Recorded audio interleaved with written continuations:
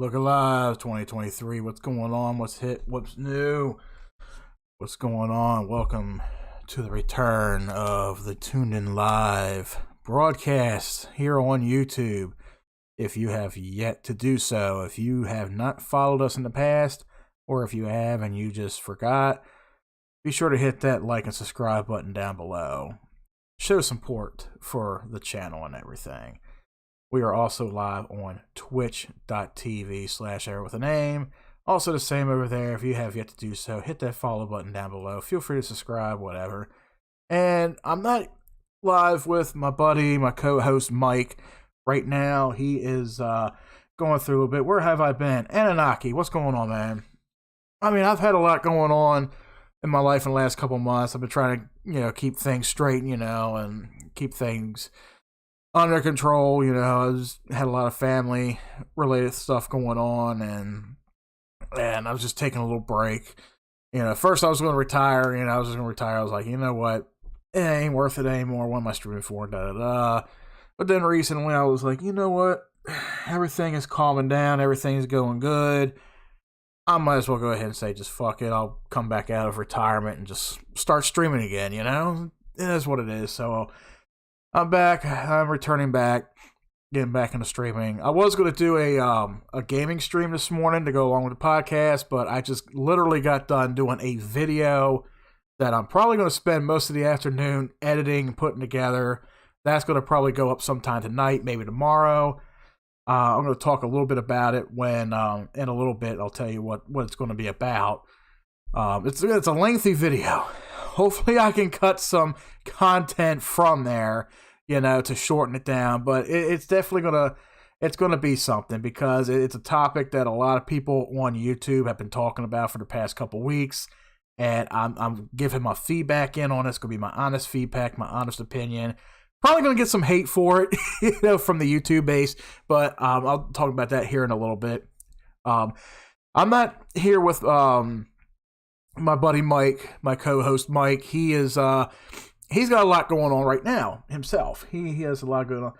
I want to offer promotion to your channel for viewers.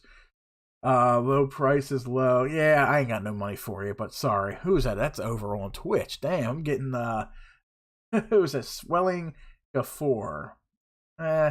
Welcome to the show. Thank you for watching, but thank you for the ads or whatever. It's bad enough I got to log into Streamlabs. I haven't used Streamlabs in a good while, and they updated the damn software, so now I got to log back in. I actually had a brain fart on this thing just a little bit ago. I couldn't get it to stream to YouTube. I didn't know why. They changed their little thing around, so I had to go and get a stream key from the website I use, Restream.io, which streams that outputs my content to multiple platforms at once. I'm using the free version of Restream, where it streams it on Restream.io, but I also can broadcast it to YouTube and Twitch at the same time, so you guys can watch me on either or platform. Doesn't matter, I get viewers on either or, so if you don't watch me on Twitch and you watch me on YouTube, vice versa with the other platform as well. So my co-host Mike, he's got a bit going on right now with himself. He's getting married, or he got married. I forgot what it is. Congratulations, buddy Mike. He found himself a good woman. She's got some good kids, and they are moving up near me. They are moving from down south. He's been living down south for quite some time. He's originally from Maryland, so he's moving back up this way, a little bit closer to Maryland. So he's gonna be about an hour or so away from me. So this month he's taking this month to move up this way. He's getting settled in and everything. And plus he is going to be a daddy soon. So congrats, Mike. He got his old lady knocked up with good reason. He loves her. He found somebody good to stick with. He's supporting her. He's doing really good. So he's about to become a father for the first time. I know he can't wait for that. So congratulations, Mike. The spot's still warm for you. I'm not replacing you. I'm not getting rid of you, man. I hope you're here watching. Can't wait for you to get back, talk a little bit about politics and stuff, because I miss hearing you on here. I miss having that co-host. As for Discord, I'm setting up a new Discord. I had to say, I don't know why I shut my old Discord down, because at the time I was just thinking, you know what, I'm just going to retire. I'm done, with streaming, and I'm done with Discord. I'm just going to go ahead and close the Discord out. And I left a lot of servers. I was even in Haggy Ranch server. Anunnaki, you're in there as well. Just to give you, heads up with it. It's like, you know what, I'm probably just going to be done with it. This was a couple months ago. So I just, I closed out the server, and I left Discord. But I figure, you know what, I'm coming back to doing it. So I'm going to open up a new Discord. So if anybody wants to join that, I have the links on my YouTube page. I got to put a new link for the Discord in the description section. So if you check the description section, don't click on that link. That's for the older Discord. It's no longer in service. I got to update that. But I got the link on our Twitch page. On the Twitch page, that link is fairly new. So you can click that. You can join in the new Discord. It is up right now. And we'll take care of that. So, this video I just put together. I am not used to doing videos. I'm not used to doing video content like I used to do. Like 7 years ago, in 2016, I was doing video after video after video. It was something I was doing for YouTube. I was putting a lot of video content on YouTube, and a lot of it was related to the YouTuber McJuggernuggets, who at the time was scamming kids out of money, scamming kids, making them think that the videos that he was putting out there were all real, that he was actually getting thrown out of the house, that his dad was very abusive toward him because of his video game habit. But it was all a staged skit. That's all it was. It was a reality series that he put together. And a lot of YouTubers have come together, and they must have missed that video where he said it was all going to be a series. But, I was putting videos out on that, and I was doing other videos as well. So I used to be, oh man, I used to be a fucking, what you call it when it comes to videos. I would do like 2 or 3 videos a day, and I was putting them together, and I was putting videos out every single day. I would do like, let's say on a Monday, I would film like 3 videos. I would put them together, and then the next 3 days, I would just put one video out after another, unless something came up. So I had videos almost every day on the channel, and I even had schedules for them, and that was really something, And then of course, I ended up, being a victim of troll circumstance, late 2016, early 2017, which had me, I was like, I just pretty much retired from the YouTube scene for a while. Then I came back to streaming on Twitch, and that's pretty much where I stayed, regardless of what trolls were, trying to push me off, or what trolls were saying, or trying to trigger me or whatever. I just look at them and say, hey, go fuck yourself, and block them. That was it, So I've been on Twitch since 2017, 2018. So, I've been on here for a while doing content, live streaming, podcasting, stuff like that.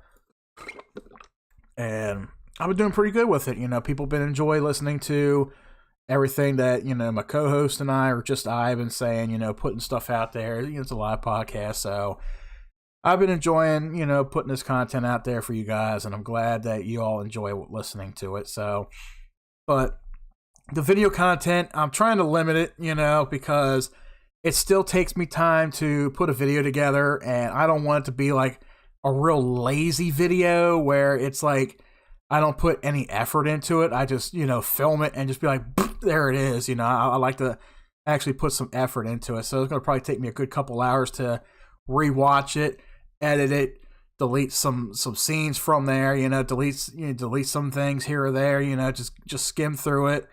And then get everything put together, and that takes about a half hour right there. So, yeah, I'll still be doing some videos, just not as much. But there's a lot I do like to talk about, and I do like to get out there. And talking about videos, so the one that I did today, and if you look it up on YouTube, and I'd really hate to badmouth this company, because I've come to know recently that they've been a small entrepreneur business for the past 15, almost 20 years from what I understand. And that's DKOldies.com. And they run an online site where they buy and sell used video games, video game consoles, and accessories. And I'm pretty sure you may have seen some of their videos on YouTube or TikTok or Instagram or Facebook or wherever. And you got the guy who runs the whole thing, Joey, the little blonde hair guy, Joey. You know, he's always filling orders, and he's always very cheery and smiling and talking about, oh, Greg just sent us a list. He placed an order. Let's get his order shipped out. Let's pick his order and get it shipped out, you know? And you be going down memory lane, you know, no matter how old you are, you'd be like, okay, this guy, he's getting, holy shit, Super Smash Brothers for Nintendo 64. He's getting GoldenEye for Nintendo 64. He's getting Dark Cloud and Gran Turismo for PlayStation, you know, or he's getting a GameCube. Maybe he's getting the silver GameCube or the blue GameCube. Maybe he's getting the yellow Game Boy Color or the red Game Boy Color. You know, it's always something neat to watch. You know, watching the guy pick these games, and then you watch him wrap them up, box them up, and then send them out. And these videos, they usually run anywhere between 30 seconds to a minute long. That's how long these videos are. And recently, now these videos are all over the internet right now. You know, anywhere you go, if you follow video gaming news, if you follow anything retro, you'll see DKOldies.com. Now, you'll go to the website, and I shit you not, I'm going to pull that website up right now, DKOldies.com. Yes, there we go. DK Oldies Retro Gaming Store. Buy used video games, original game systems, and old school gaming accessories at the largest family-run retro video game online store. Shop for all of our vintage, 100% authentic products with a free 1-year warranty and free domestic shipping on orders over $10. Now, I look at this website, and I look at, let's say I look at the bundles. Right now, they have a retro deals today. Right now, you can get a N64 two-player pack, which is marked down from $209.99 to $184.99. This is basically the console itself with two N64 controllers. Now, it says in the description section of this product, this N64 and all of its accessories are fully refurbished and cleaned. Our systems are in great condition and free from most cosmetic flaws. They are all tested and guaranteed to work and backed by our 1-year, 100% guarantee return policy. Now, here's where I'm getting at. Now, even though these gaming consoles and these games seem to be ridiculously overpriced. I mean, okay, GoldenEye. Now, I know GoldenEye just came out on the Switch and the Xbox One, you know, recently. I got it for free. But let's say you want to go old school GoldenEye. You're going to get just the cartridge itself, good condition cartridge, for $64.99. So people look at stuff like that and they're like, you're going to sell me a used video game without the box or the instruction manual or all that. You're going to just sell me the cartridge for $65. Now, when it comes to video game collecting, okay, video games are becoming somewhat of a fad of collectors, for collectors. You know, video games, especially older games that are very hard to seek out. You may get lucky and look through your local thrift store, your Goodwills, or maybe a pawn shop or something, and they have no knowledge of video games. You know, they get a bundle of video games in from somebody who's selling them, or just, you know, just give them away. They could sell you a copy of Asteroids for Atari 2600, you know, for, I don't know, $5 at a thrift store. And you look online like eBay and they got it for like $30, $40, $50. They're collector's prices, especially the ones that are really sought out. You know, the prices of these games, you know, the more sought out they are, the more popular they are, the more hard to find they are, the higher the prices is going to be. And plus, you got inflation, thanks to Joe Biden. With inflation, you know, gaming prices are going to be skyrocketing. You know, like even for Mario Kart 64, I'm looking at, ranges anywhere from $49.99 to $74.99. And then you got Super Mario 64, ranges from $34.99 to $69.99. And this is for a cartridge, or you can get a cosmetically flawed cartridge, which is the cheaper one. You know, the cosmetically flawed, which means it could have a few scratches on it. Maybe the label on the front or the back of the cartridge is wore out, is torn, or it's fading away or whatever. But, you know, this company guarantees that these cartridges are 100% refurbished. They guarantee that their consoles are 100% refurbished.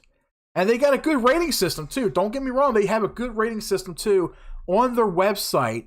And then there was another website that I think it was scamalert.com or something. It was one website that I recently was talking about in the video where they gave them a 90% out of 100. That's how high of a ranking the website has. You know, because it's like, is it truly a scam? You know, like people are saying that, you know, DK Oldies is such a scam. They're a scam. And I'm like, what are they scamming? Like, are you talking about they're scamming the prices? Like, okay, Slim PS2 on sale right now for $209. You can get a discounted NES 2-player pack discounted for $99.99. Or if you want to go old school with the Wii, you know, if you want to go back 15, 16 years, old school Wii system, player pack, $114.99. And of course, they got reviews on them, and I'll read a review here. There are some positive reviews. This guy posted 2 days ago.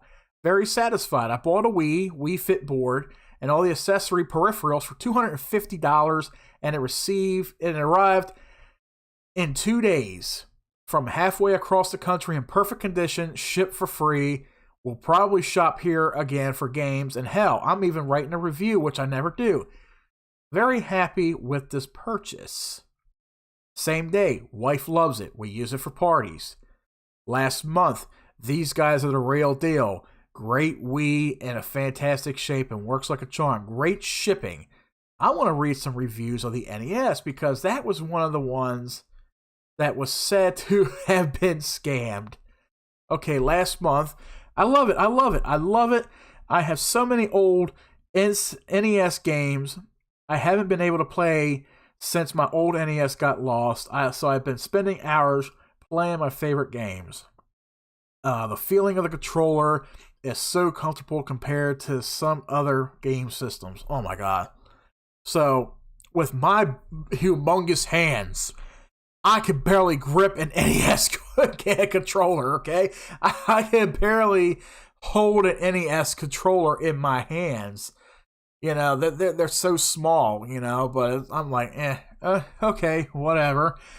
The way it was packaged when it arrived left me knowing that these guys really care about making sure your product reaches customers undamaged. Now, I see, and I didn't get to put this in the video. I didn't get to look on their website for any positive output from, you know, customers, because I was looking at and I was putting my opinion out there as to why these YouTubers are giving such bad reviews and talking about this company being a quote-unquote scam.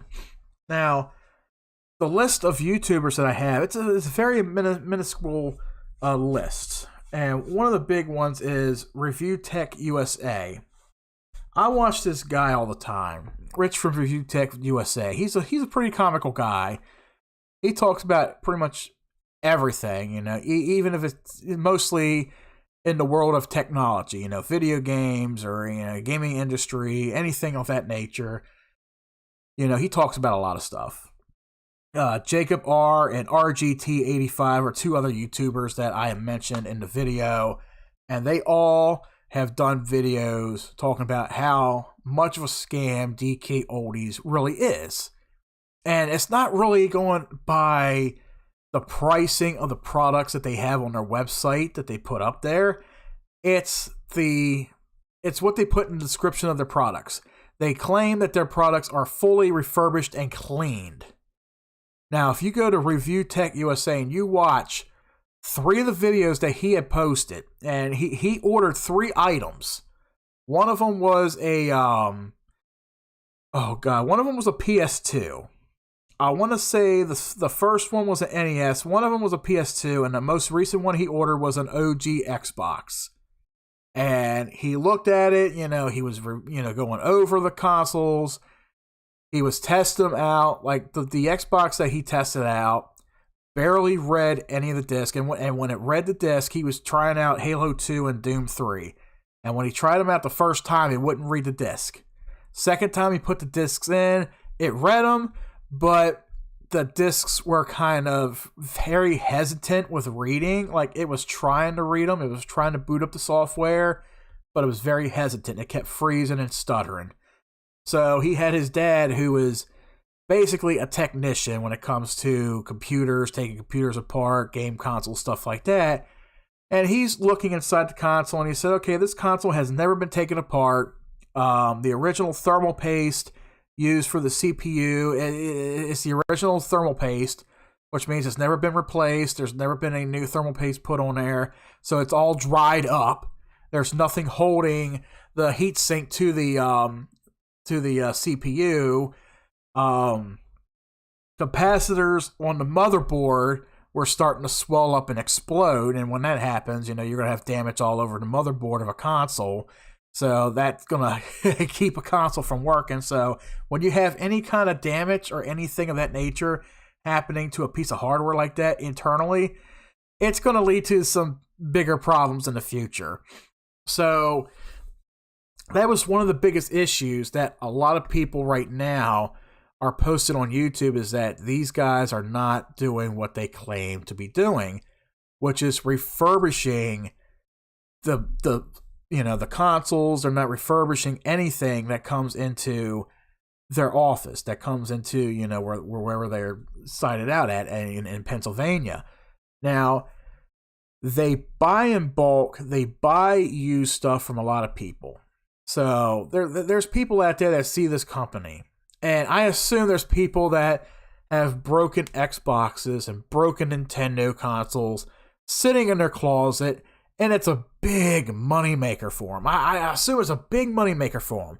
You can't make money probably selling that stuff to a pawn shop or a thrift store. Now, you can probably sell it to a pawn shop. They're not going to know the value of it. You're not going to know if the thing works or whatever. So they're going to probably give you minuscule, sorry, I can't pronounce the word right. They're going to probably give you a low as they can go pricing for what you're trying to sell them. So DK Oldies seems to be a very popular and legit place to do that. So what do? You pack up your stuff, you send an email, you ship it out and say, hey, this is the stuff I want to sell you. Go through it and see what you can offer me. And that's what they do. They put videos out there. They do live videos. It's every week they do a live video. It's like, oh, we got a new bulk order come in. Let's see who sent what. Let's see what they sent us. And they're opening it up, and you see all these video games, and you're like, oh wow, look at all those Nintendo DS games. Oh, they sent a whole Sega Master System. There's a Sega Genesis. There's a Dreamcast. They're sending them all kind of good stuff. And they're like, okay, we're gonna go ahead, send that over to our team, in the clean department. They're going to look at it. They're going to thoroughly clean it. And then we're going to get it on the shelf and ready to go out, just ready for it to be sold to somebody who's really wanting it, that kind of stuff, So you're getting a lot of stuff in bulk. They're probably not testing it right away, of course, because look at how much inventory they have to go through. They have a lot of inventory to go through. And they probably work a 9 to 5 day job. They probably work Monday through Friday. They probably work 9 to 5 or 9 to 6. and they got to refurbish a lot of video games. They got to refurbish a lot of consoles. They got to make sure that the accessories are good and refurbished. That's a lot of inventory to go through. And I don't think the team is big enough to go through all that in a small amount of time. So you figure if I send them a pallet of 100 Xboxes and I sell it to them for $600, you know, they got to go through all 100 of those Xboxes and make sure that they're working, make sure that, you know, they got to go through, make sure they're thoroughly cleaned out, if they even thoroughly clean them out. And then the guy say, okay, let's add up the okay, you know, this is clean, this is working, da da da. Okay, then they'll get back with me and say, okay, we're going to give you $500 for everything. And then I'm probably going to be like, okay, I got rid of it. It's $500. Okay, just mail me a check, whatever, da da da. That's how that company works. You know, you mail them the product, you ship them the product, they look at it and say, go, we'll sell it. And they probably sell it as is, you know, it happens. That kind of thing happens. You know, you could take a PlayStation 2 and sell it as is, but the biggest scam that is being pointed out by YouTubers is that anytime you click on a console or a game or an accessory on a website and you go to buy it, and it's got that little thing at the bottom where it says, this has been refurbished. Now, if I look at this, okay, NES 2-player pack discounted, and I look at the description, this system includes cosmetic flaws, including but not limited to discoloration, scratches, chips, stickers, writing, missing doors, etc. This original NES is fully refurbished, tested, and clean. That's where the scam lies within. People are pointing out that even though they say that their systems are fully refurbished, cleaned, and tested, some of these YouTubers are proving that that's not so. They are receiving consoles that are broken, not working, and they're opening them up and they're like, what the hell? I'm waiting for somebody to buy a used PS4 or PS5 from them, and it's full of fucking roaches. I'm waiting for that day. Now, in the video, I went over a complaint on, I think it was ripoffreports.com, where this guy ordered a NES bundle back in 2009, and it came with the double packaged Mario Brothers and Duck Hunt. Now, when you bought that back in the day, back in the 80s, they usually came packaged with the NES gun, the NES Zapper, which this one that he bought didn't. And he was complaining about how it didn't come packaged with the Zapper, and he wanted the Zapper, but they wouldn't send it to him. Now, I went on to saying, okay, if it said that it didn't come packaged with it, like I'm literally looking at it right now. It's literally right here. There is nothing here for the Zapper. It just shows the cartridge of the game, Mario Brothers Duck Hunt, 2 regular controllers, and the system itself. Now, down in the description section, it tells you, okay, Mario 2-player pack, original NES, 2 new replica controllers, TV hookup, power cord, and Super Mario Duck Hunt game as pictured. Also, please note that the Zapper gun will not work on will work only on CRT tube TVs. It will not work on HD TVs such as plasma, LED, LCD, DLP, or projector-style TVs. And this guy went on to ramble about, oh, you didn't send me the Zapper. You didn't send me the Zapper. Well, with that bundle, it doesn't show the Zapper. Nor do they list it as having the Zapper included. So you didn't really get ripped off there, you know. They didn't forget to send it out. You know, they didn't include it in there. And then I think at one point it did say something about how it wouldn't work on their TV. They had to try it out on 2 different TVs to get the whole thing to work. And I was like, those NES Zappers back in the day, they only worked on those old-fashioned tube TVs, the CRT TVs. They're not going to work on a plasma screen. They're not going to work on a flat screen because they don't provide the lighting effect that those zappers need in order to respond with the game. Like, you can even watch videos where they're talking about, oh yeah, the old light bulb trick works. Just point it at a light bulb and it may respond, you know? But the thing, it responds to light effects off a CRT TV that it provides. You know, it's something about the tube. It's like pointing it at a mirror, you know, and you'll get a reflection. You'll get a response out of it. You're not going to get a proper response out of something on a flat screen TV unless you got a sensor somewhere like the Wii. The Wii has a sensor. It's a flat bar that the controller, the Wiimote, aims at, and you got a scroller. You're not aiming at the TV, you're aiming at the bar. And there were some accessories back then on the SNES or the Sega Genesis that had that. So looking at this, you know, and I was reading some of those complaints, you know, people were talking about, I didn't get this, I didn't get that, this didn't happen, that didn't happen. I'm like, well, at the end of the day, I have to give DK Oldies the benefit of the doubt. You know, yeah, their description, you know, in the description section of every thing that they post on their website states they are fully refurbished, cleaned, and tested. And so far, I've only seen 4 or 5 videos of people taking the consoles apart and showing dust and dirt inside of them. Or they haven't been really taken apart. They have just been cleaned cosmetically on the outside. Nothing has been done on the inside of them. And then they put this little DK Oldie sticker on the bottom of the console over one of the screw holes. That's their warranty. So if you happen to take the console apart, if you move that sticker, you can't put it back into place. You've done voided the warranty.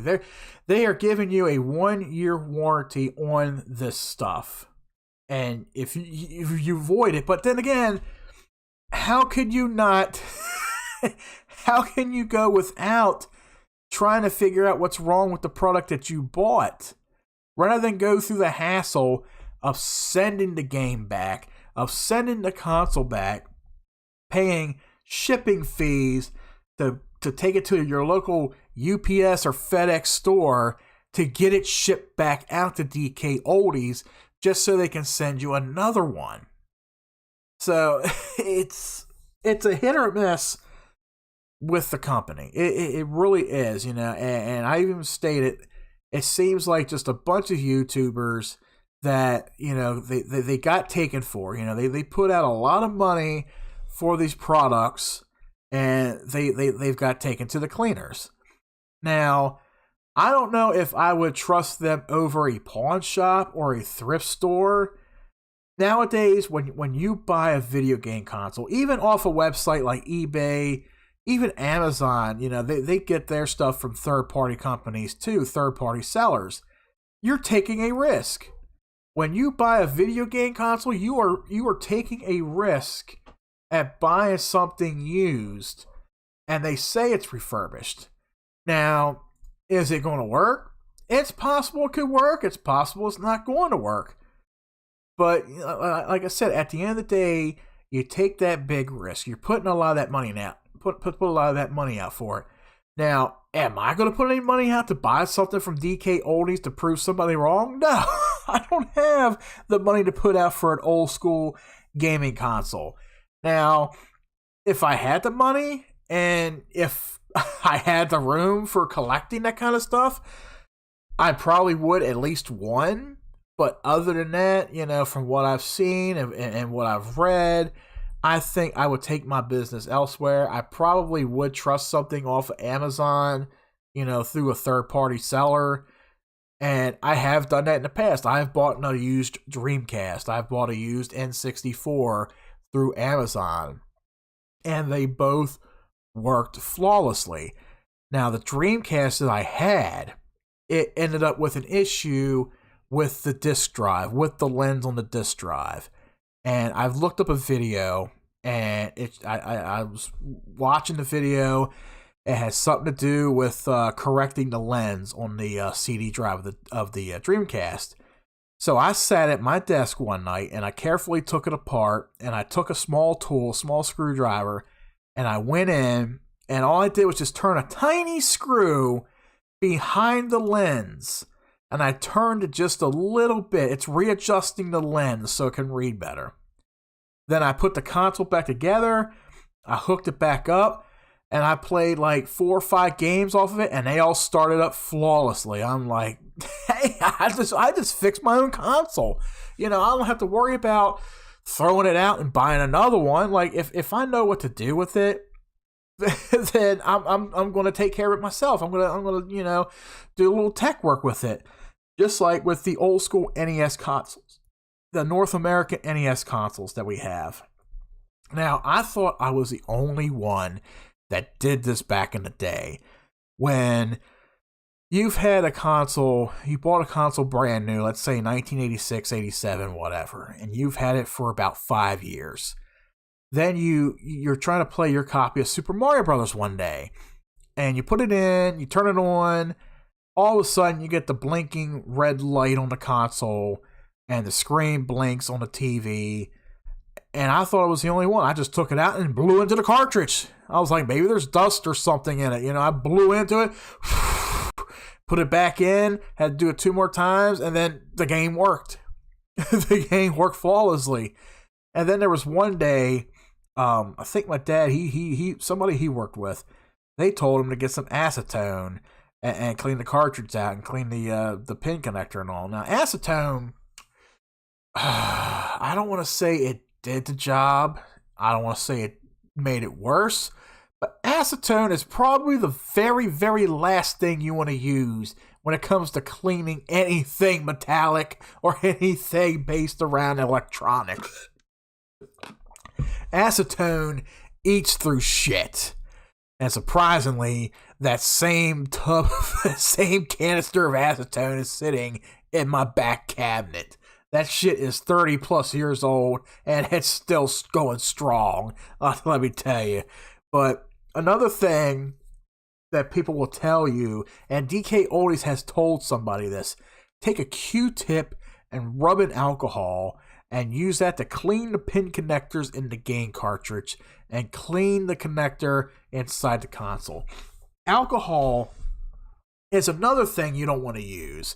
Same thing with water, because that stuff is known to corrode those pin connectors. It's known to corrode those conductors, and just corrode them over time. It's like water. If you leave water on metal, or if metal gets wet long enough for over a long period of time, metal rusts from water. So you don't want to take alcohol and dab it into an NES cartridge, because you're bound to ruin it. So if there's any kind of dirt or dust, I would say take a dry Q-tip and just thoroughly clean it. You don't have to be ruggedly hard with it. Just vigorously, I wouldn't say vigorously, but just clean it back and forth, back and forth. It'll clean the dirt off the connectors. I have done it. My brother recently bought a used N64 from a local game store within the past month and a half. He's had issues with it. He's had issues with starting up games with it. And he was like, I'm going to take it back. I'm just going to take it back. This is a piece of shit. What do? I get a hold of the son of a bitch. I thoroughly clean it. I blow into the cartridge. I do this and I do that. It works. I know what to do. I get to the shit and I take care of it, and it works. If you know how to clean the shit, if you know how to fix it, if you know how to work the stuff, you're good to go. You're good to go. Now, if something were to happen with my Nintendo Switch, I am not diagnosing that motherfucker. I have watched videos on people taking those things apart.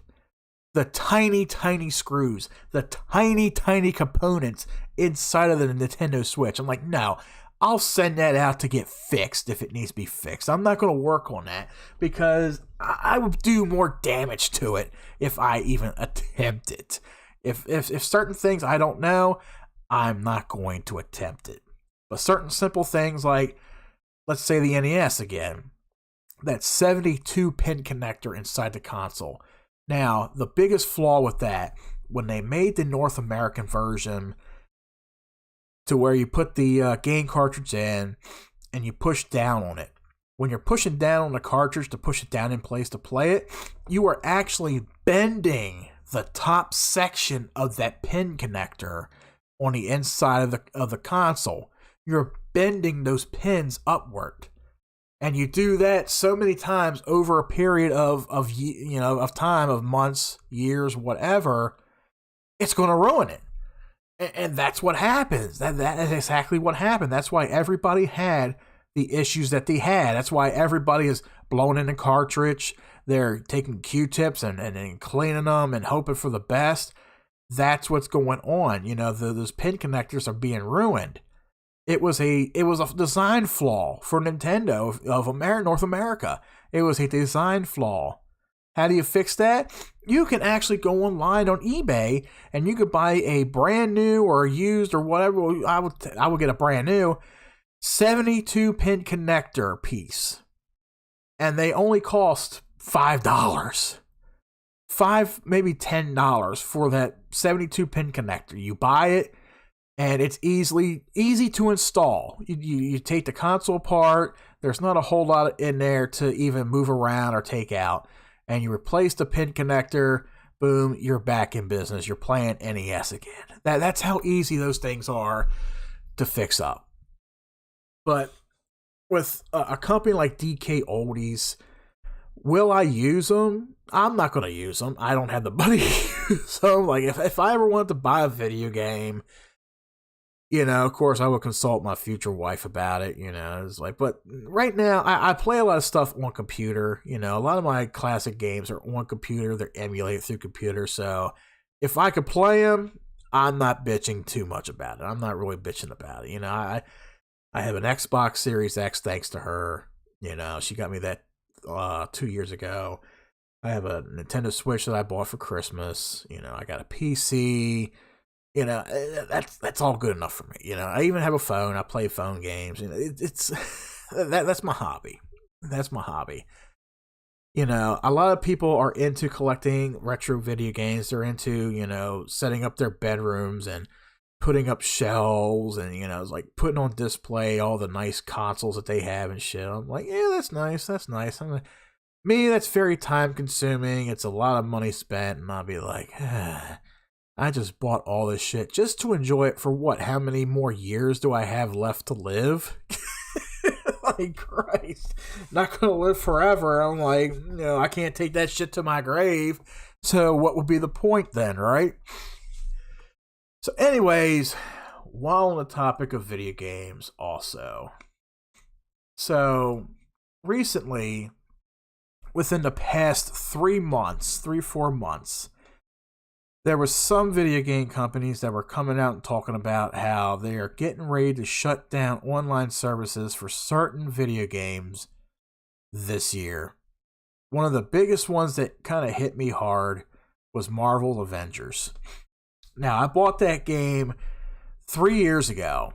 I haven't put a whole lot of time into it. I've been meaning to finishing it up. Got a pretty good story, pretty good gameplay. I enjoy it. I just haven't played a whole lot of it, and it's one of those games that rely on a pay-to-win service in a sense. You have to buy characters, you get to buy character skins, upgrades, stuff like that, and it all costs a lot of money. And that's where I think it's Square Enix that did it. I don't know, I can't remember, Square Enix or Ubisoft. It's one of those big name companies that's behind Marvel's Avengers, and that's where they make their money off of. They sell you a $60 game, and to keep it alive, they have an in-game store where you can buy every suit for Iron Man, every suit for Spider-Man, every cosmetic for the Hulk or whatever, and each cosmetic item is what, $5, $10, $20 fucking dollars. I'm like, I'm not spending that much on cosmetics, I'm sorry.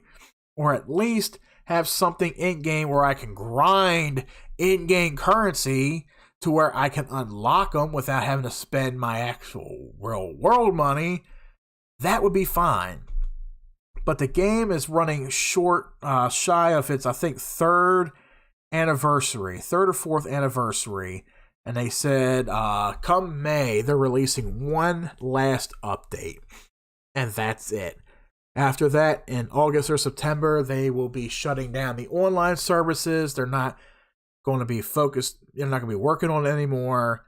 But they will say the game will still be playable. You can still play the game. I think everything's going to be unlocked in it. I'm not too sure about that. It would be nice to have all those cosmetic items unlocked for free, and I can access them and play them at any time I want to on the single player. But that was a real bummer hearing about that. But then, trickle effect began after that was announced. A lot of these live service games that people are playing, that have been playing for years, are coming to an end this year. And I'm just watching, and I'm looking at these articles, and I'm seeing, okay, what the fuck is going on? It's a trickle effect. This game's shutting it down. This game's shutting down. This game's shutting down. This one. I was like, what the fuck's going on? I mean, are these companies actually giving up on these games right now? So I have found a website of the top 15 games that have already been killed off, and 2023 just began. And the first one at number 15, I want to say, 16, whatever, is Apex Legends Mobile. Apex has been around since, 2016, 2017, I want to say. And it's a spiritual successor to the Titanfall games. Titanfall from EA and Respawn.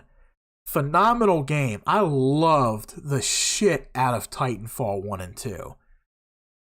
The countless hours that I put into the multiplayer, I miss playing it. It was such a phenomenal game on Xbox. And then Titanfall 2 came out. It had a phenomenal single player story that was well written. It was well made. I loved it. The multiplayer was even better. I enjoyed every bit of it. But now if you try to play online, you'll be lucky if you have 30 people that are still on there trying to find a game to play with you, So Apex is a live service game that's free to download either on PC, PS4, or Xbox. And it's a battle royale game. It's like PUBG, it's like Fortnite, minus the building aspect. And it's very popular. It's very popular. And the service relies also on currency based. Cosmetics, open this character, open the cosmetics, season passes, stuff like that. That's how companies get by with these live service games. Now, Apex Legends Mobile came out a year ago. I played it twice with a buddy of mine at work one night. We played it. I downloaded it on my phone, and it ran like shit. I will admit, it ran like shit, but you would assume that, earlier on, they would start building patches up for these games and then releasing them to make them run a little bit better on whatever device that you're running it on.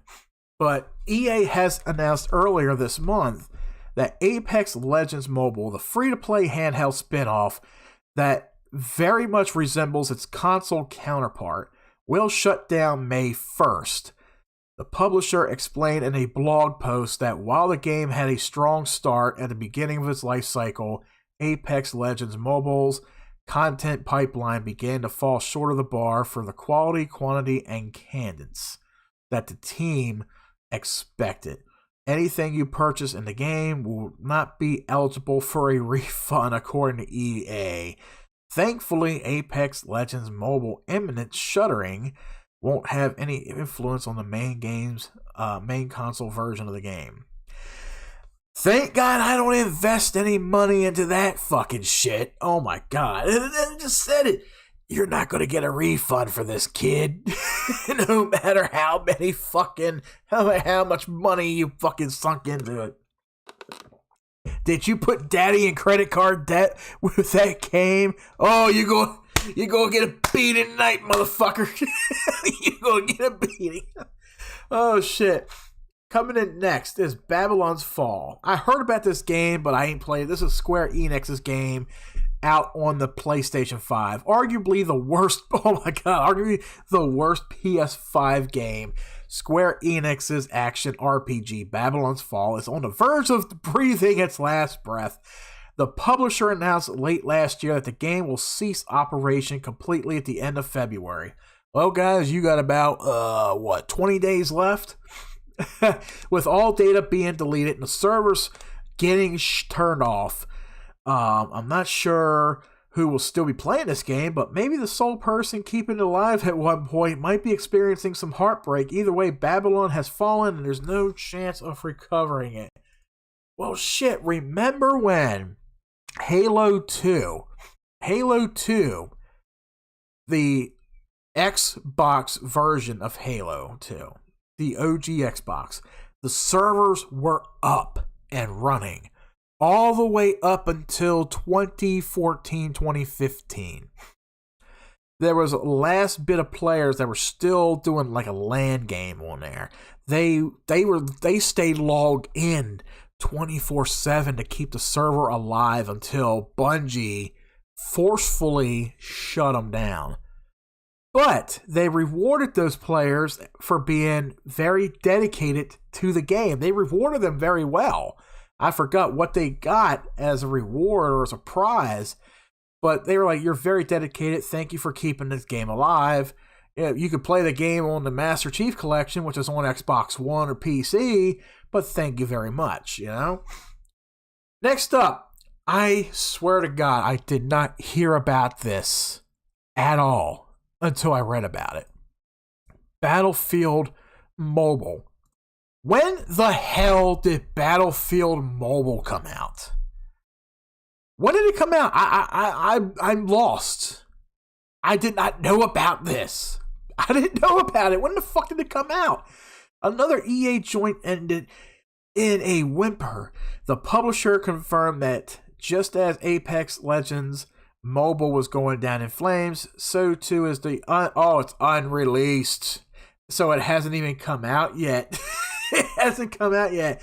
EA said due to the industry's evolution, the team will pivot from the formerly in development game to focus more on Battlefield 2042 with at least one studio, Industrial Toys, I can't read today, closing its doors in the aftermath. At least EA has confirmed that it's also in pre-production on the future Battlefield experience at our studios across the globe. So no wonder I haven't heard about Battlefield Mobile. It hasn't even fucking come out yet. It's still being in development. But they figured, okay, fuck it, whatever. Let me see. I have a message from some. Oh, we're gonna do.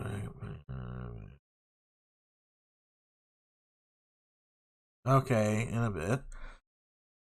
Sorry, I had to take a text message during a call. There we go. Bravely Default. Brilliant Lights. This looks like a Nintendo game.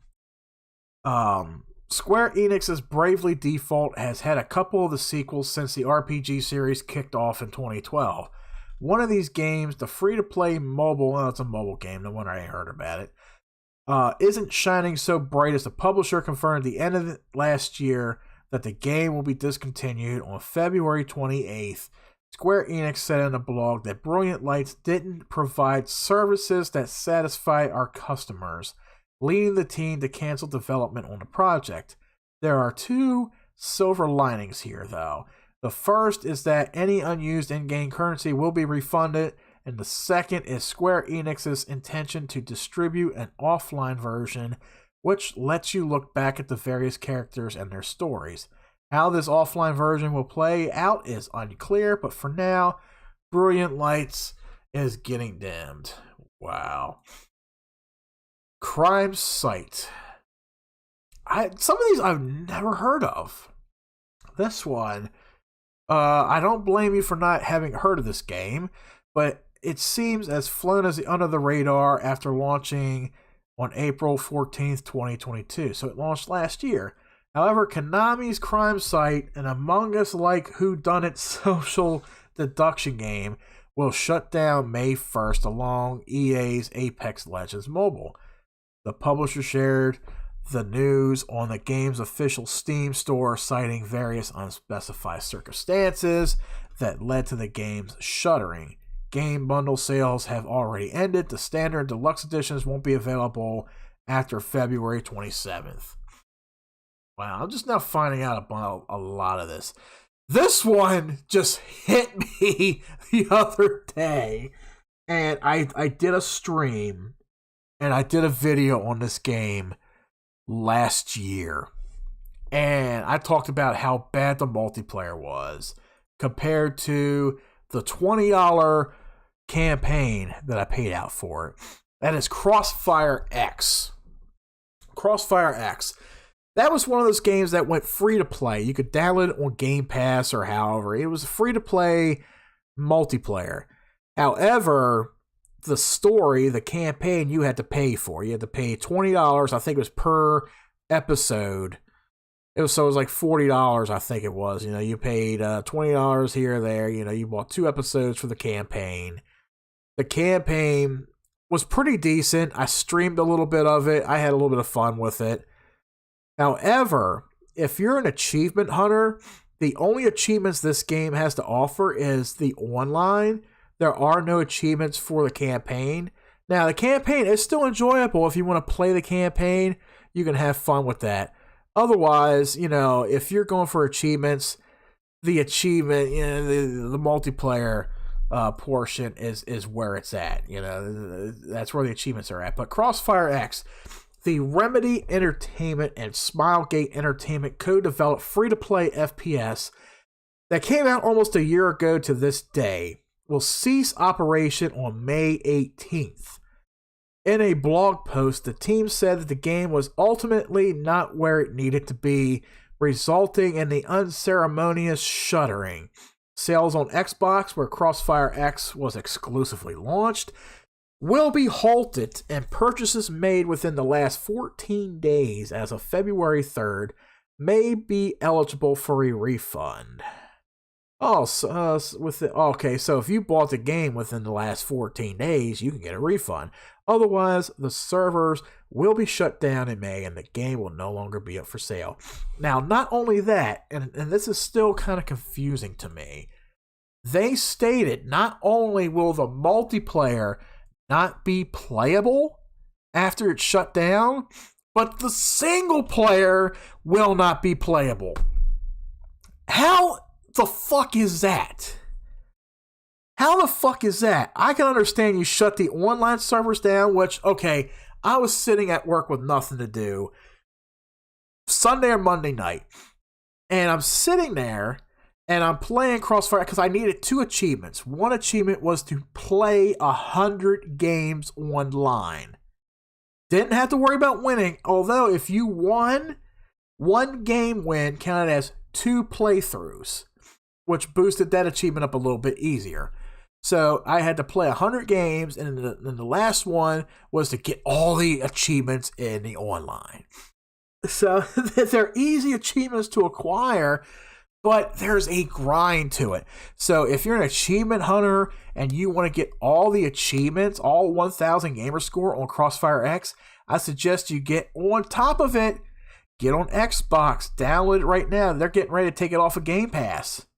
And grind the fuck out of it. I will tell you, to play 100 games, it must have took me altogether, oh my god, 10 hours?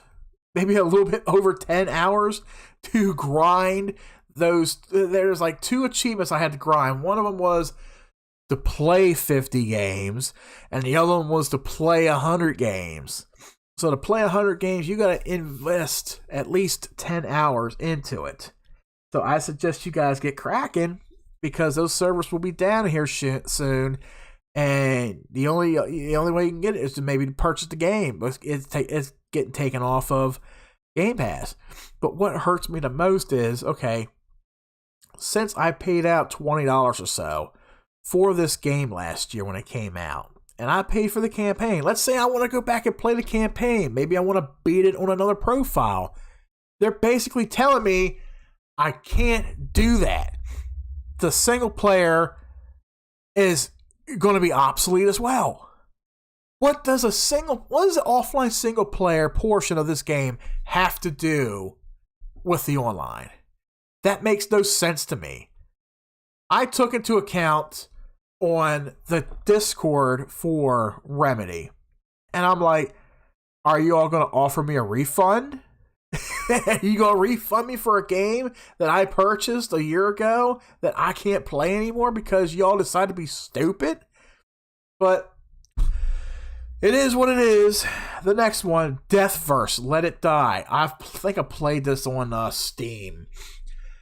This is a bit of a weird one since it's only temporary, but Gung Ho Online Entertainment's free-to-play battle royale hack and slash Deathverse, Let It Die, will see its development suspended on July 18th. But don't fret, the publisher shared a blog post on the decision saying that although the developers couldn't resolve the underlying problems with lag and matchmaking, the team will redevelop the game to ideally re-release it with significant improvements. As such, any content currently planned for Season 3 will only be partially released, and the game won't be playable once services are suspended in July. What is the reasoning for trying to re-release the game with improvements if you're going to shut it down come July? What is the purpose of that? Seriously, that's like, wasn't there a game that just shut down long ago or recently? What was the game? Battleborn. I was just talking to a coworker of mine the other night when we were talking about this. Battleborn was a first-person MOBA game that came out when Overwatch came out. That game was shortly lived. It stayed up for like 5 years and then it shut down.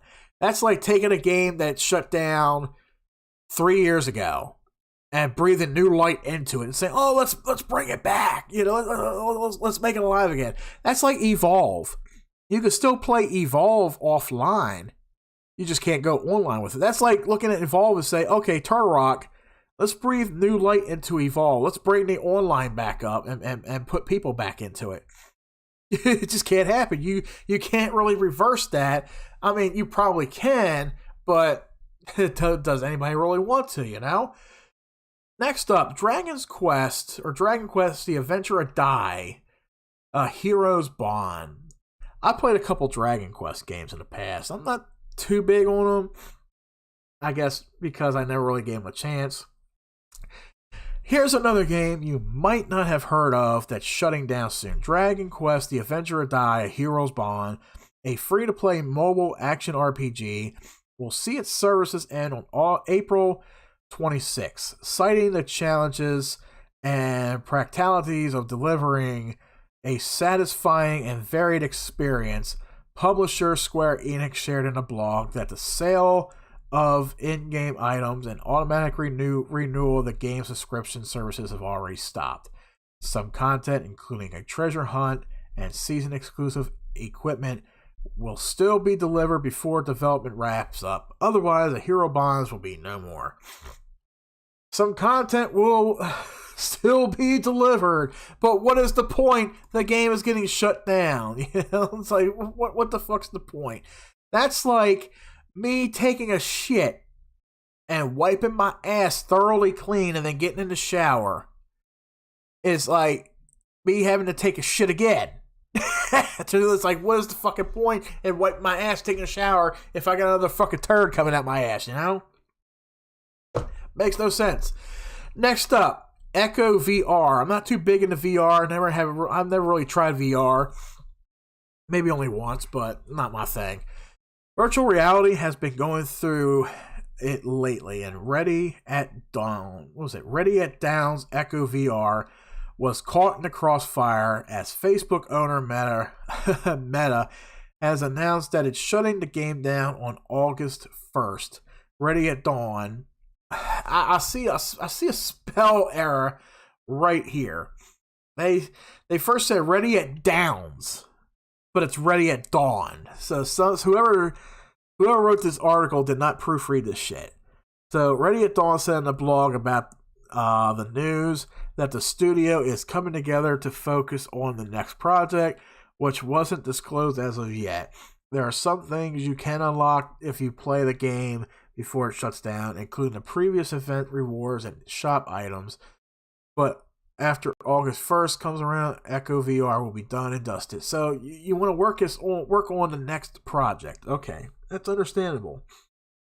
You don't have to completely shut down a current project. You don't have to shut it down. You can still have a support team still supporting that game for a good amount of time. That's like looking at Activision. If they told Infinity Ward and Sledgehammer and said, look, we're working on the next Call of Duty game.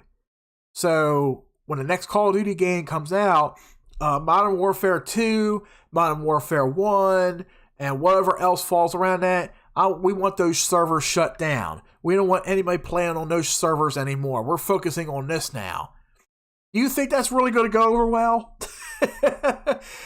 I mean, servers do die off. Don't get me wrong. People do move on to newer things. Like, look at Battlefield. There's barely anybody on Battlefield 1 anymore. And I want to play Battlefield 1 online. It's just trying to find somebody to play on there with. Same thing with Battlefield 4. It's trying to find a dedicated server or dedicated people that are actually playing on those servers, you know?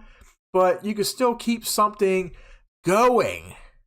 Unless, you know, you don't have the finances to do it, if you don't have the budget to do it, if you're, you know, like, okay, the game's not doing very well, we're going to end it, you know, but you don't just end it and say, oh, we're just moving on to the next thing. We're not going to focus on this anymore. We'll just throw that in the trash and do this over here. Damn.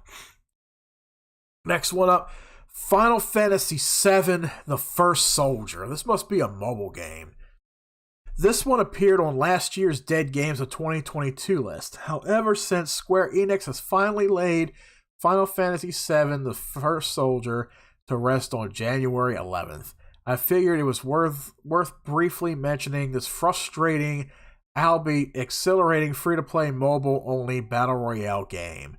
Maybe if it ever gets re-released on PC, it will find the audience it so desperately deserved. Only time will tell, though. So for now, all I can do is lay here, lay some flowers on the casket and pray we meet again soon. So some of these games are all mobile games, and I've never gotten to playing them. So I'm like, some mobile games die off, you know, and it doesn't hurt me much. This big one, oh my God. I wanted to cover this, but I was like, I retired, but I'm back now. I wanted to cover this big because I foresaw this next one from the very beginning. I foresaw it. I knew it was going to happen. Let me get clear here. Take a drink. Get myself stretched out. Oh, yeah. Here we go. Google Stadia. Google Stadia. Does this? I should wait till get Quest 2. Until no, Quest is Quest that's still out. That's still out. That game Echo VR. That's a game that's offered by Meta. Meta is that company that runs Facebook and all that. It's just a game, but yeah, you can run the Quest 2 Oculus. You can run an Oculus on PC or whatever. You know that's going to play any game. That's not going to go out of business anytime soon. So you ain't got to worry about that. Now, Google Stadia. Oh my God, I so wanted to do a video on this. It's a little too late, but let me go into it. Sure, this isn't a game as much as it is a platform for games. But that alone justifies its inclusion on this list in my eyes, especially since Google Stadia shut down on January 18th. Even more of a bummer here, one of the last games landing on the platform, the internally developed test title called Worm Game, is no longer playable. Pour one out, y'all. So, Google Stadia, when the hell did that release?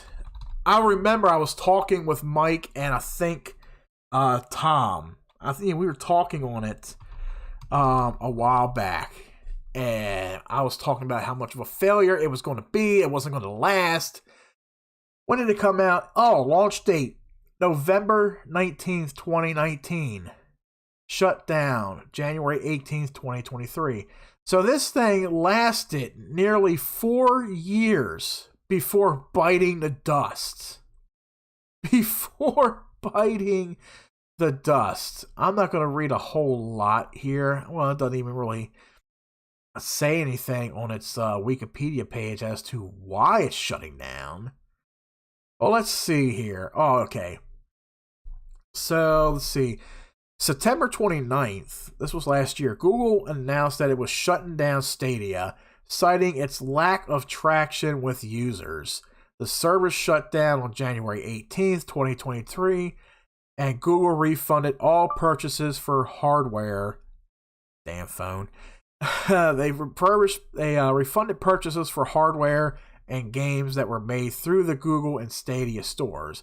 All storefront features were disabled with the announcement. The technology behind Stadia will be utilized in other parts of Google, including its partners. Stadia was meant to compete with Sony, Microsoft, and Nintendo.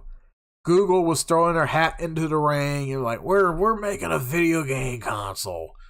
It's technically not a video game console. It's a, what was it? It's kind of like that little thing that, it's like the Fire app, you know, the fucking Fire Stick. It's a little sticker box that you connect to your TV, and you hook it up wirelessly to your internet, and it comes with a Bluetooth controller. You can buy multiple. Now, at the time it came out, I have to look this up. I don't want to get anything, thrown off. Let's see. How much was Google Stadia? So when Google Stadia came out, okay, this is what threw me through the loop. The Stadia, let's see, you pay $69 for the controller. That's a typical price for any controller nowadays for a console. Xbox One or Series X controller, $63 to $70 for that. Same thing with PlayStation 4, PlayStation 5. Those controllers run up to $70. It's the price of a brand new game. It's a piece of electronic. The console itself, let's see. I'm not even finding it here. Okay, so they had different bundles for the Stadia when it came out. You could get the Premier Edition bundle of Stadia for the cheaper than when it launched at just $99 instead of the original $129, and you'll be able to get Stadia Pro for 1 month free if you sign up directly on Stadia's website. So here's how it worked. You bought Stadia anywhere between $130 to $200. You paid for a box. You paid for a controller. Okay? Not only that, you also pay for the service. A monthly service of $9.99 a month. Now, I never fully looked into what the service had to offer. All I know is it was $10 a month. Not only that, any game that released digitally, now mind you, there was no physicality to this console. Everything was ran on a cloud. Everything was digital. You could buy digital titles, and you could access them through this at any time. Not only were you paying out close to $200 for a box and controller, not only were you paying $10 a month for a service, you also had to purchase the game. So rather than charge me a service of, let's say, $20 or $30 a month to be able to stream the games, you had to pay for the service, and then you had to buy the game. Now, that's similar to what Nintendo has right now. Nintendo has an online service where you pay $2 to $5 a month, or an annual fee of up to $50 a year to use the online service and to get extra features with it. And then there's certain games out there where you couldn't do certain things unless you were purchasing the online shit for it, you know? Same thing with Xbox and PlayStation, sadly. I pay for Xbox, and I've mentioned this several times on the show. I pay $15 a month for Xbox. Now, here's what is included with my Xbox purchase. I get Xbox Live, Games for Gold, which means I got the online service where I can chat and play with my friends or anybody else online.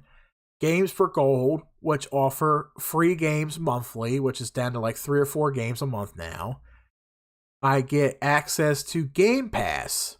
Now, Game Pass has a variety list of anything from EA games to first-party games to console exclusives, certain perks, certain things that you can, certain discounts, stuff like that.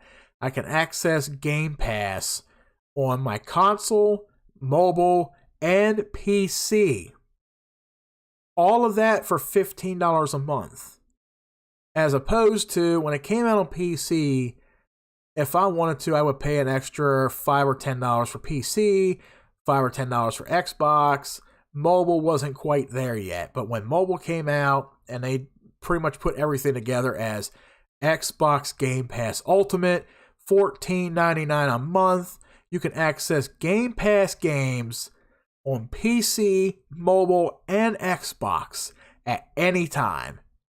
Any game that you have between any 3 of these devices, your game saves will be transferred to the cloud. You can access your save file from anywhere at any time on either device.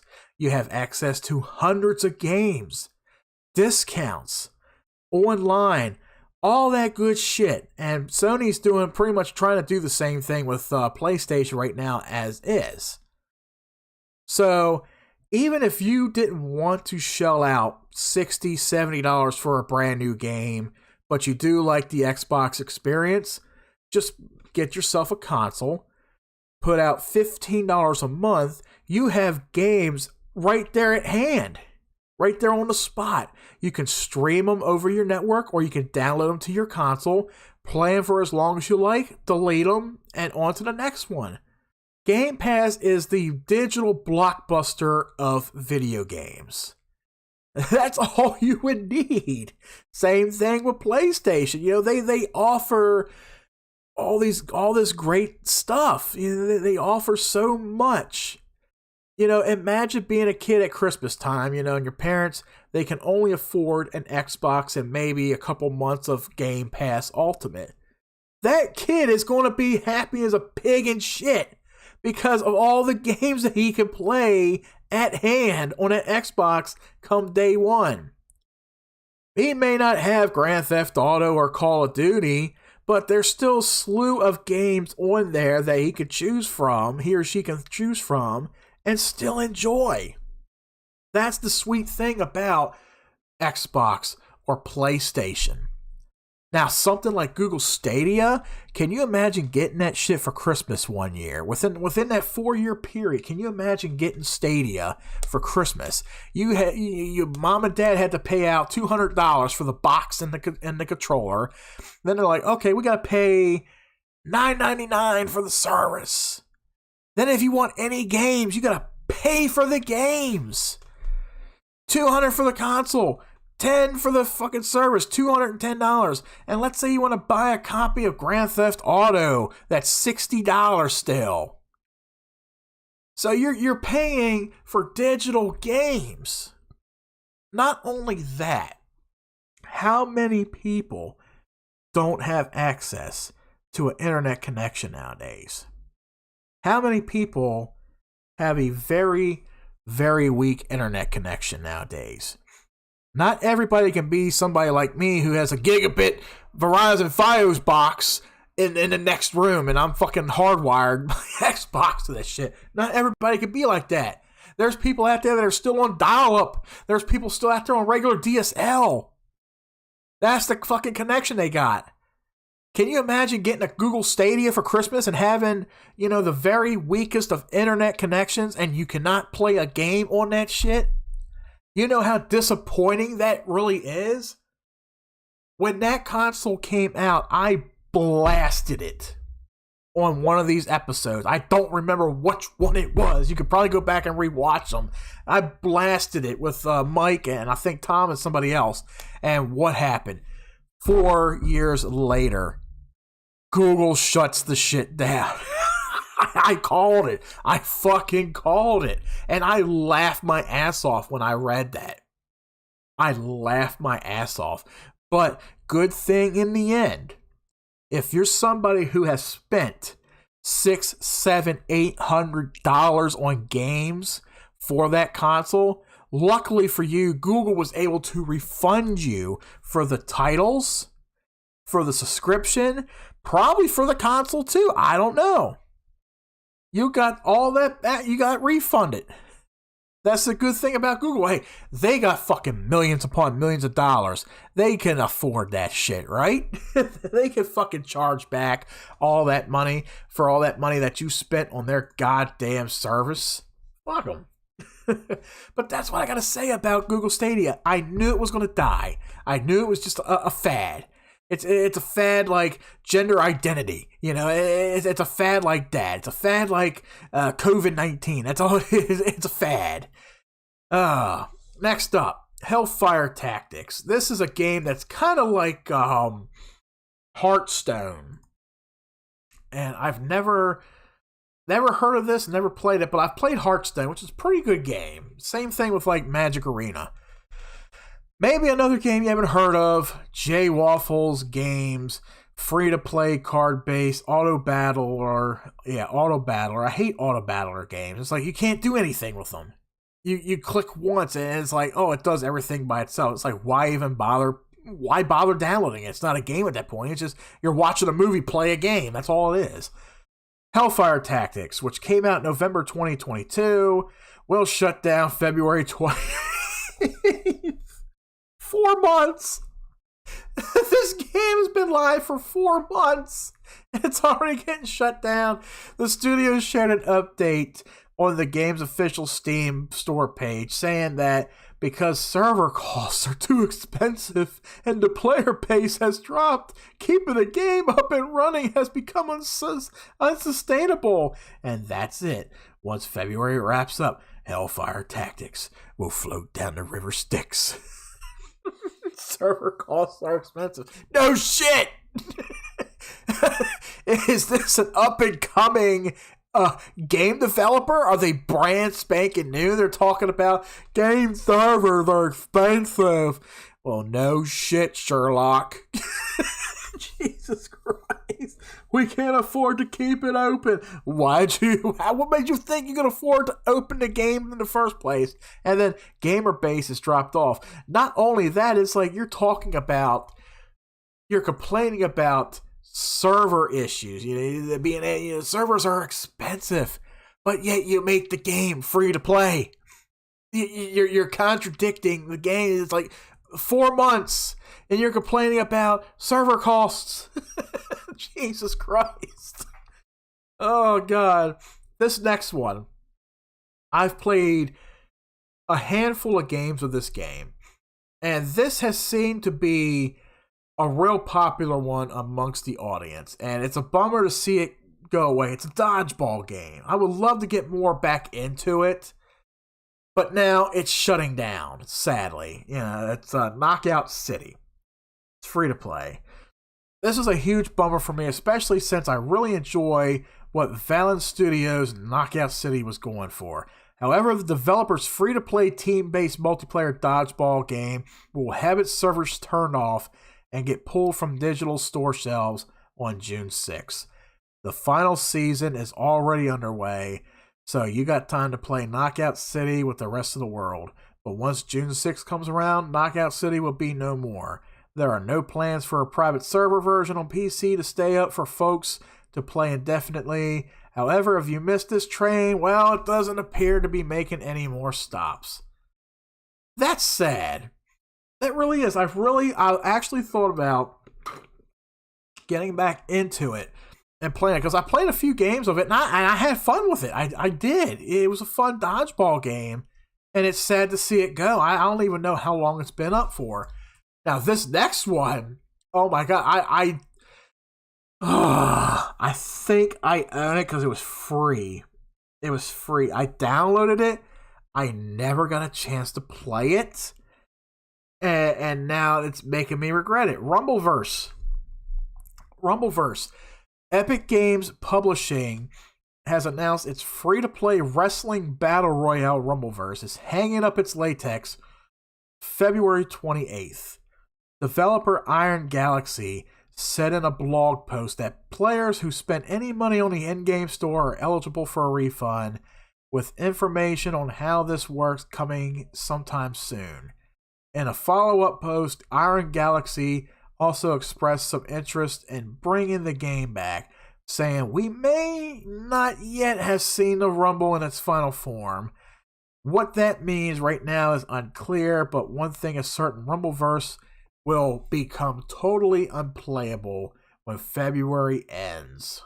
When did it? I want to say it recently came out within the last 8 months.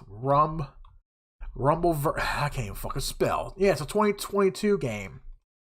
Yep, it came out in August. It came out in August.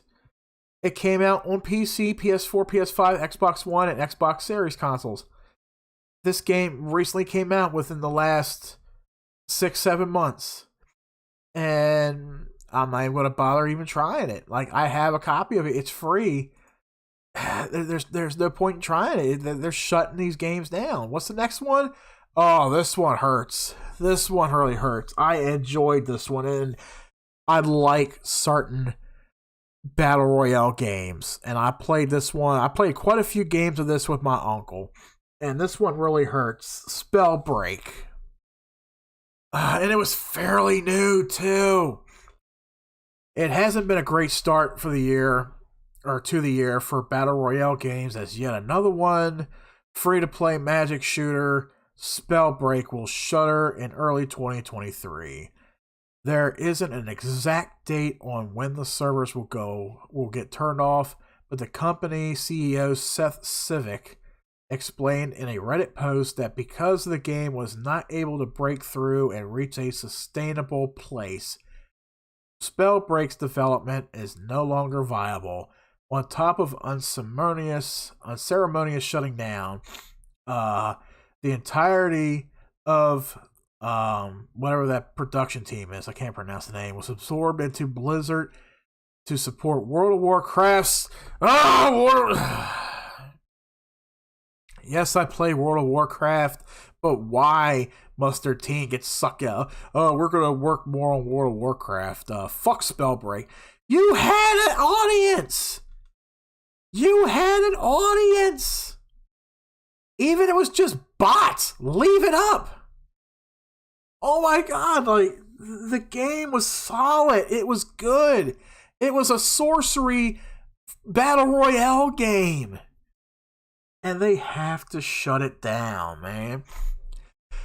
It's not lost on me that a lot of these entries on this list are free-to-play games as a service titles. I think that indicative of the state of the genre, and which have been dominated by other tentpole releases such as Apex Legends and Fortnite. There just aren't enough hours in a day or players in the world to sustain so many live service games when they're developed to almost function like secondary jobs, replete with daily login bonuses and enough challenges to complete that you feel like as if you're clocking into a digital workplace after clocking out of your real workplace. It's only the start of the year, although So while a handful of games already died, maybe at the end of 2023 won't look so bloody. When I was just reading that, and they're talking about there aren't just enough hours in a day or players in the world to sustain so many live service games. What the fuck do these companies expect?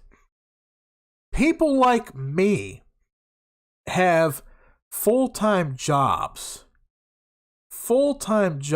to pay our bills, to support our families, keep a roof over our heads. Yes, video games are a hobby for a lot of us. We don't look at video games as a part-time or full-time job. However, there are game streamers on platforms like Twitch and YouTube who make it their job. They receive donations.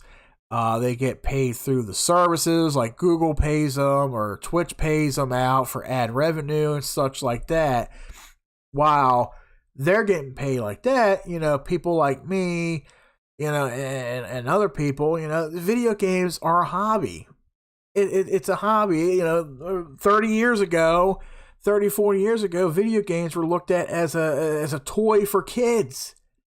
But over the last 40 some years, it has evolved into something much greater. It's evolved like the way movies evolved. Now you got grown adults playing video games. You got adults in their 40s, 50s, and 60s that are interacting with video games. Because not just a hobby, but it's interesting in how they evolve. They're very likable. People play the hell out of them. People enjoy them. But when you sit there and say, well, we're shutting these games down because we can't keep up with the player base ain't there. People aren't playing the games. Look at how many games are out on the market right now. Single player, multiplayer, whether they're free to play, whether you're going to buy them. Console, PC, mobile, virtual reality.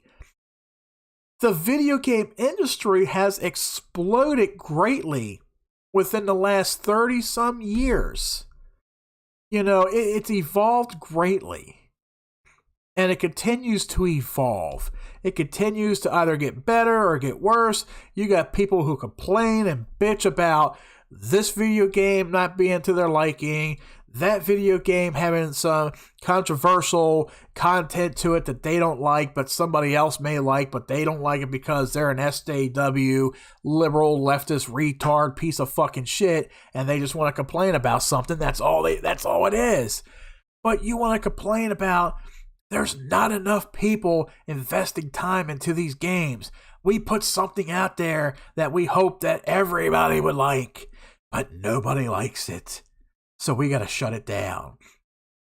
So me, along with, let's say, 3,000 other people who enjoy your titles, who look forward every day or maybe every weekend to sitting down and playing those titles. You're going to sit there and say, oh, well, the game's not doing well. We're going to shut it down. What the fuck you mean the game's not doing well? What do you mean it's not doing good? You got people that are investing their fucking money, their paychecks, into buying your season passes, to buying cosmetics, to make your character look more fucking stupid. You got people that are investing their money into this shit, and we're keeping it alive, and you want to tell me that the player base ain't there? You want to tell me that it's so expensive to keep the servers up? It's so expensive. Then why get into the video game industry? Why bother, getting with developers and creating something, Make it fun. God, back in the 90s, early PC games, people were fucking making games and giving them off as freeware. You had freeware, you had shareware you had to buy, but freeware, companies like id Software who developed Doom and Wolfenstein, if they couldn't sell them, they gave them out at colleges as freeware. Here, download this, play it, let us know what you like about it. And people grew off of that. You know, it became a success. Games like Doom and Wolfenstein, they're still thriving to this day.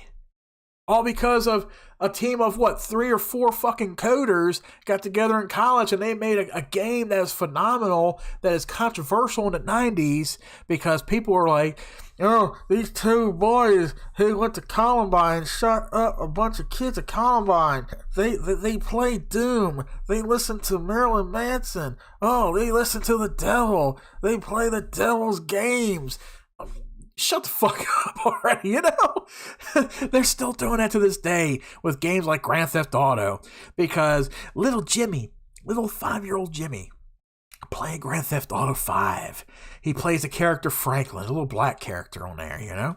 And he's driving around, he's running over police, he's running over people in the street, he's getting out, he's shooting people, he's calling people a bad motherfucker, you know? Do you really think little 5-year-old Jimmy, once his mommy turns that game off and pisses him off, Jimmy, go outside and play. You played too many video games today. I want to play. No, go outside. Go outside now or go to your room. And they storm off. Do you think little Jimmy's going to go grab his mom's car keys, go out to her car, start the son of a bitch up, and drive around the neighborhood? Wee! Grand Theft Auto! And run people over the goddamn street? Is that what fucking liberals and politicians think? That's how they think when it comes to video games. They're like, it's a simulator. It's a simulator. People are going to look at it like, I'm going to go out and I'm going to shoot a cop. I'm going to go out and I'm going to run over this pedestrian because, I hate the way they look. I hate the way they walk. I'm gonna emulate what's in the video game. Oh my fucking God. You know, people, if people actually did that shit, they need to be locked up in Shepherd Pratt and have daily electrocutions to the fucking head. That's what I say. They need to be in a nut house. They need to have daily, 3 times a day, electric shock therapy directly to the fucking head 3 times a day. Is a video game real? Yes. All right, we'll come back for your second dose later, you motherfucker. Jesus Christ. And that's how politicians think. That's how certain people think. That's how Karens think. That's how SJWs think. Like, what do they do with their spare time? I like to think of myself as a toaster. I'm not a man. I'm not a woman. I identify as pronouns. I'm an electronic item. Yeah, I think your pronoun is moron/idiot. That's what your pronouns are. Oh God, don't get me started on that. I might wait for Mike to come back to the show to cover that shit, because I got a lot of videos on that. Oh my God, even watching Ben Shapiro. Oh God, he really shuts those sons of bitches down, let me tell you. But we have, I've made you guys suffer long enough. Hour, 40 minutes for this show. Covered a couple topics today. Like I said, the return of TuneIn Live. You know, you listen to me ramble on about DKOldies.com. If you guys want to check them out for yourself, if you guys want to look into it for yourself, feel free. You know, like I said, there's YouTubers out there. I don't know if they're crying for attention, if the algorithm is failing on them and they got to get their videos out there somehow. And they're like, oh, I'm going to broadcast, I'm going to make a video on DK Oldies. You know, I'm going to say, hey, they're a big fucking scam. Don't buy from them. Yeah, well, wait till my video comes out. Just wait till my video comes out. I gotta go and I gotta put that together, and I'll have it out sometime either tonight or tomorrow for you guys. But yeah, this is going to mark the end of today's show. I will possibly, if nothing too much happens this coming Friday, I will do a game stream. I will return back to game streaming. I don't know what I'm going to play yet. I'm not going to post anything particular on Facebook or YouTube or even Instagram, but I'm going to possibly do a game stream and hopefully get another episode of TuneIn Live either this weekend or sometime next week. You know, get a couple different topics for you guys. So after listening to today's show, guys, what'd you think? What do you think about DK Oldies? What do you think about these live service games being shut down? What's your favorite? Leave your comment, leave your opinion in the comment section below, guys. Also, hit that like, hit that subscribe button, and all. Keep up to date with our content, our live podcasts, and our live game streams and such. And until next time, guys, this is Tune In Live. We will catch you on a flip.